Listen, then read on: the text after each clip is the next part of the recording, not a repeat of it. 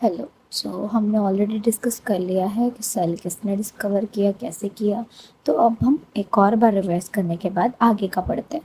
तो हमने पढ़ा था कि जो सेल है उसको डिस्कवर किसने किया है। एक साइंटिस्ट थे जिनका नाम है रॉबर्ट हुक। अब रॉबर्ट हुक ने सेल की डिस्कवरी की थी 1665 के टाइम पे। तो अब बात आती है कि उन्होंने ये कैसे किया।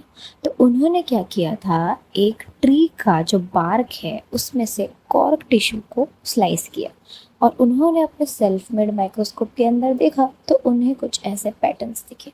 उन्होंने कहा कि ये एक हनी कॉम्प्लेक्स स्ट्रक्चर है और इस हनी कॉम्प्लेक्स स्ट्रक्चर के एक कंपार्टमेंट को उन्होंने कहा सेल, जिसका लैटिन में मीनिंग होता है लिटिल रूम या फिर स्मॉल रूम। तो ये हम ऑलरेडी पढ़ चुके हैं कि सेल की डिस्कवरी कैसे की, कैसे हुई और सेल क्या होता है। We already discuss about that now.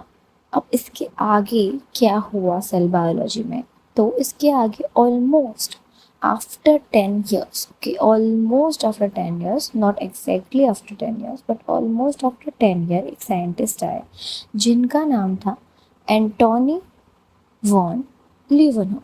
I hope कि ये सब ने पढ़ा ही होगा, कहीं ना कहीं तो इनका नाम आ ही जाता है।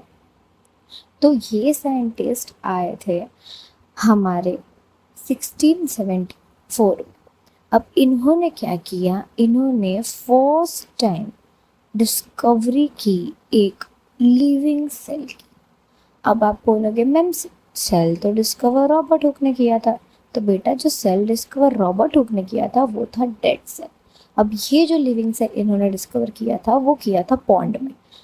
ये याद रखना कि रॉबर्ट हुक ने जो सेल डिस्कवर किया था, जो एक ट्री का बार्क में से लिया गया था which was the cork tissue, वो कॉर्क टिश्यू के जो सेल्स होते हैं वो डेड सेल्स होते हैं। ओके, ये आप याद रखना। तो एंटोनी वॉन लीवनहुक एक पहले साइंटिस्ट है जिन्होंने फर्स्ट लिविंग सेल डिस्कवर किया था। वो भी कहाँ पे डिस्कवर किया था, पॉन्ड में। पॉन्ड मतलब जो रिवर की जैसे होते हैं उनको पॉन्ड बोलते हैं। और उन्होंने पहले उनको सेल नाम नहीं दिया, उन्होंने नाम दिया था एनिमल्क्यूल्स। ओके, डायरेक्टली उन्होंने सेल नाम नहीं दिया। तो ये आपको याद रखना है, दिस इज इम्पॉर्टेंट। एंड अब हमने दो साइंटिस्ट के बारे में डिस्कस कर लिया है। इसके बाद जो साइंटिस्ट आते हैं उन्होंने ऑलमोस्ट 150 साल बाद डिस्कवर किया था, जो थे हमारे रॉबर्ट ब्राउन। आपने इनका भी नाम सुना होगा। रॉबर्ट ब्राउन वो थे जिन्होंने डिस्कवर किया था न्यूक्लियस को 1831 में। अब पहले के ज़माने में जब सेल डिस्कवर किया था तब माना जाता था कि सेल सबसे स्मॉलेस्ट यूनिट है। ओके, सेल के अंदर कुछ नहीं है ऐसा माना जाता था। ये हमारा सेल था, राइट। अब इसके अंदर भी न्यूक्लियस डिस्कवर कर लिया रॉबर्ट ब्राउन ने। पहले तो हमने ये सेल डिस्कवर किया था, रॉबर्ट हुक ने सेल डिस्कवर किया था। तो at first the cell was empty which was assumed because Robert Hooke ने तो बस एक सेल डिस्कवर किया था और उन्होंने कहा था वो स्मॉलेस्ट यूनिट है। बट आफ्टर रॉबर्ट ब्राउन की डिस्कवरी जब हुई, उन्होंने जब न्यूक्लियस डिस्कवर किया, ये हमें पता चल गया कि सेल एम्प्टी है। अब जैसे ही सारे साइंटिस्ट को ये पता चला कि सेल एम्प्टी है, सब लोग खोज में सेल एम्प्टी नहीं है, तो सब लोग खोज में लग गए कि अरे इसके अंदर और क्या क्या चीज़ प्रेजेंट है।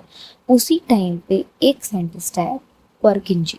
कब आए, 1839 में। अब इन्होंने क्या डिस्कवर किया, प्रोटोप्लाज्म। प्रोटोप्लाज्म जो वर्ड है वो दो वर्ड से बना है।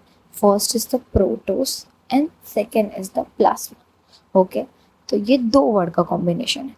प्रोटोस का मतलब है फर्स्ट एंड प्लाज्मा का मतलब है फॉर्म। ठीक है। अब प्रोटोप्लाज्म क्या होता है, हमें पता है हमारा सेल है, राइट। हमें ये पता है कि हमारा सेल है।